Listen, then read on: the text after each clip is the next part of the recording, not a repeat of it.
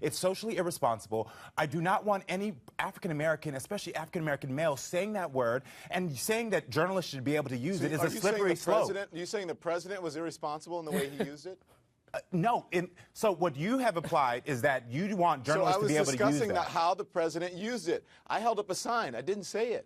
So how is that irresponsible? But you've said it before. I've watched you on different newscasts, and you've said it before. It's socially irresponsible what you're doing. And what do you mean? What does that mean, socially irresponsible? Wait, how can you say that? I don't advocate the use of that word. Wait a minute. Hang on. I get slammed for saying you shouldn't use that word. People call me a sellout because I say I don't like the use of that word. I'm not using that word gratuitously to call anyone. I'm a journalist. I'm using it as part of the historical record. So I think people need to make up their minds. Are they upset that I don't advocate the use of it? Or are they upset because as a journalist, I'm supposed to use the word because that's what journalists do? Don, what I would like to know, there is a word that is used for Jewish people that starts with a K. Would you advocate for using that word on national TV? Listen, Cromwell, there's because I want to know. There's a word for women, Lisa, that starts the C word that Mike and I were talking the other day. We said, geez, if the president had used that word, we would be freaked out. And also, we'd be freaked out if a journalist used that. So I wouldn't expect Don to use that word. That's inappropriate. Go ahead, Don. Go ahead. If someone used that word, if the president used that word, if someone used that word to call someone that and it was relevant to a story, then I would say the word. Exactly. If it's relevant. So you would say the K word about Jewish individuals. Absolutely. I highly doubt that. He's not a member of that group. Listen, I think we all have to talk about context.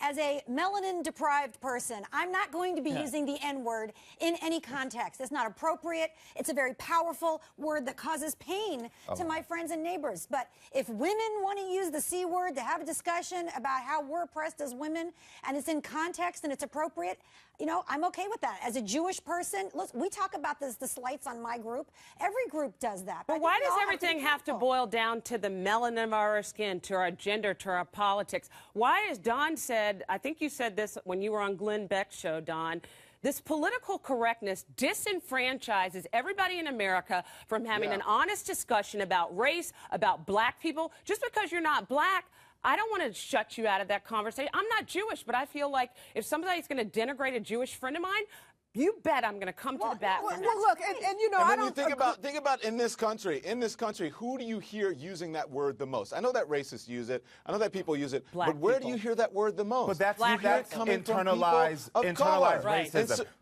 Can I jump in, Dr. Drew? I want to say, I don't agree with Crystal often, but I agree with her on this point. We can't have an honest discussion about race if we can't use a word that invokes so much hatred. And Lisa, just because you're a white woman doesn't mean you can't use the word. President Obama, Columbia, Harvard trained. Yeah. He nuanced when he used that word. We have to trust that he was using it to make a point about racism. He wasn't denigrating anyone. It's fair to point out not only the context of when the president was using it, but what he actually said. It was a profound statement. It's not solving racial issues in this country has nothing to do with whether or not you use proper terminology when you're in mixed company. It's about how we feel in total, how we analyze each other that live around us, regardless if we're melanin deprived or not. And listen, everyone in this country can say any word they want. Right. My question is, of course, I mean, we have the right as Americans to say what we want. Yes. My question is, it's like, who's really stepping up to the plate to defend the need to say those words? Lonnie. My point